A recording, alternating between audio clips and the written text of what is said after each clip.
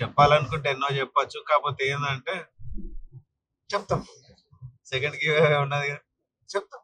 అన్న ఒకటేసారి చెప్పలేదు, మెల్లమెల్ల మెల్లమెల్ల.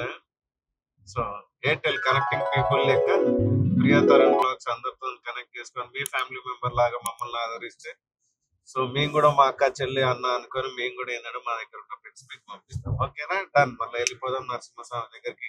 జై బోలో నరసింహస్వామికి.